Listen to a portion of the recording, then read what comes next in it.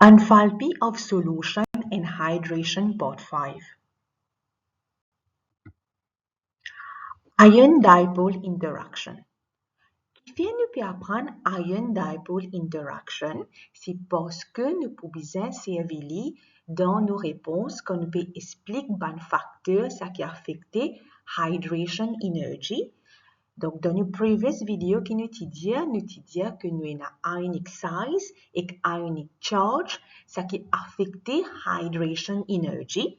Là, nous commençons avec ionic size. Nous disons que pour nous expliquer nos réponses in terms of ionic size, nous devons comprendre c'est quoi charge density. Pareil maintenant, avant de donner nos réponses, nous pouvons aussi comprendre ion dipole interaction. Ion dipole interaction est un type de intermolecular forces of attraction. Les marchent pareil comme London dispersion forces, permanent dipole interaction, après ça hydrogen bonding. Quand nous servons London dispersion forces, c'est plutôt devant non-polar molecules. Permanent dipole et hydrogen bonding nous servons quand nous avons polar molecules. Hydrogen bonding plus quand nous servons quand nous avons présence de fluorine, oxygène, nitrogen between two molecules. Donc, ça c'est un critère. Donc, pareil ici, c'est un intermolecular force, mais ce critère c'est quoi? C'est nous pouvons une polar molecule avec nous pouvons un ion. Donc, polar molecule là, ici, nous pouvons servir de l'eau parce qu'il nous peut expliquer enthalpy change of hydration. Donc, c'est quoi maintenant ion dipole interaction? Donc, ion dipole interactions are attractive forces between an ion and a polar molecule. Donc, l'exemple, c'est de l'eau, ça qui nous peut prendre. Donc, si nous avons water, il peut être positive dipole, après ça, négative dipole. Là, pareil, ce positive dipole of water, lequel bind avec un negative ion. Ce negative dipole de water, là, il peut bind avec un positive ion. Donc, nous ici, nous prenons l'exemple de dilute NaCl pour expliquer ion dipole interaction.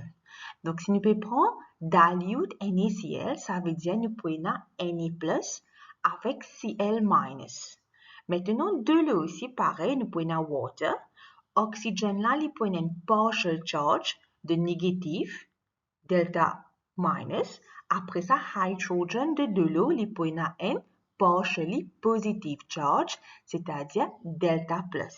Donc, si nous regardons le dessin, le premier dessin côté na Cl-, je peux trouver que tout ça, hydrogène atome au water là, il peut coller avec ça Cl- là. Fait ça hydrogen atome là il peut coller avec Cl-, c'est ban hydrogen atome là je t'ai delta plus charge. Pareil maintenant si moi Na, maintenant c'est oxygène of water qui peut coller avec ça Na+ là, qui fait c'est parce que oxygène has a delta minus charge. Donc c'est ça qu'on appelle ça ion dipole interaction. Parce qu'il donne de l'eau, moins un dipole. Ion là, c'est quoi? C'est soit Na+, soit Cl-.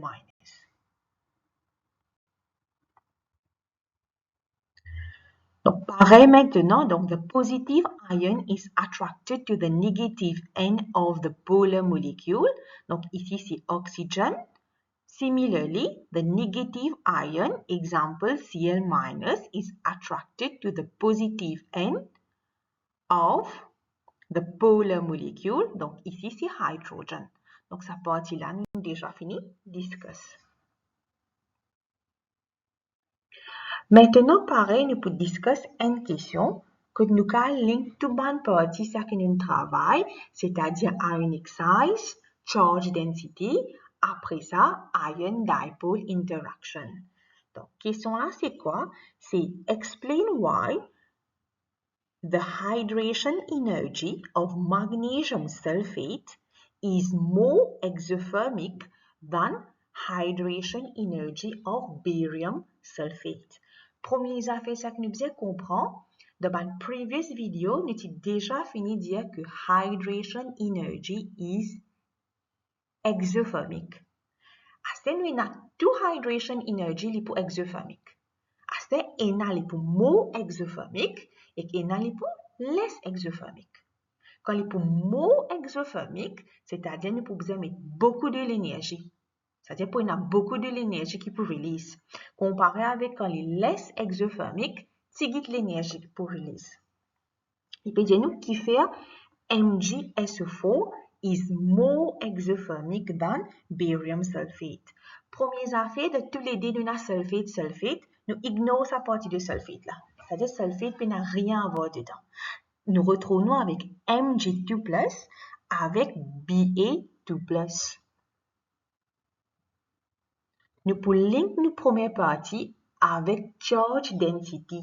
Que là-bas qu'il étudie que quand nous ayons les types T, les a une high charge density. Si nous prenons l'exemple de Mg2+, avec de Ba2+, Mg2+ is smaller in size. Donc, s'il est smaller in size, ça veut dire qu'il peut avoir une higher charge density. Donc, ça, c'est le premier que nous pouvons discuter in terms of size et charge density. Maintenant, nous pouvons linker avec nous ion-dipole interaction. Donc, ion-dipole interaction, c'est quoi? C'est nous envie qu'il y ait un coup de ça ion là, ça veut dire ça Mg2+ là, ou soit ça Ba2+ là. Comment je peux interagir avec de l'eau? Est-ce que sa attraction là, il peut fort ou soit il peut pas weak, mais moins fort. Donc, quand il peut plus beaucoup maintenant, si nous avons un petit ion, donc nous attraction les plus beaucoup. Donc, pareil ici, si nous avons Mg2+, nous pouvons dire que son attraction avec de l'eau, il peut plus beaucoup. Donc, sa attraction avec de l'eau là, ion avec attraction with water, comment on appelle ça? On appelle ça ion-dipole interaction. Donc, c'est attraction between Mg2+ and water is stronger. Et l'autre élève qui les dire que ion-dipole interaction with Mg2+ is stronger. Si maintenant nos interaction is stronger, ça veut dire que nous pouvons avoir more energy qui peut release. Donc, quand nous pouvons avoir more energy qui peut release, qui peut arriver? Nos réactions nous pouvons more exothermic. Donc, comment nous pouvons répondre à cette question-là? Nous pouvons linker tout ensemble. Donc, un, nous pouvons expliquer in terms of size. Deuxième, nous pouvons expliquer in terms of charge density. Troisième, nous pouvons expliquer in terms of ion-dipole interaction. Après, nous pouvons discuter in terms of more energy is being released. Donc, pour une commande qui sont dedans, donc nous allons refaire un petit recap après. Ça, c'est juste un summary de ionic size. Donc, c'est une question, comment je peux répondre. Donc, le moment nous connaissons, nous pouvons dire que nos facteurs, c'est ionic size. Nous pouvons checker que c'est là qui est smaller ion. Le smaller ion, il peut avoir une higher charge density. Si il peut avoir une higher charge density, il peut avoir une stronger interaction between the ion and water molecule. Cette attraction là, comment on appelle ça? Ion-dipole interaction.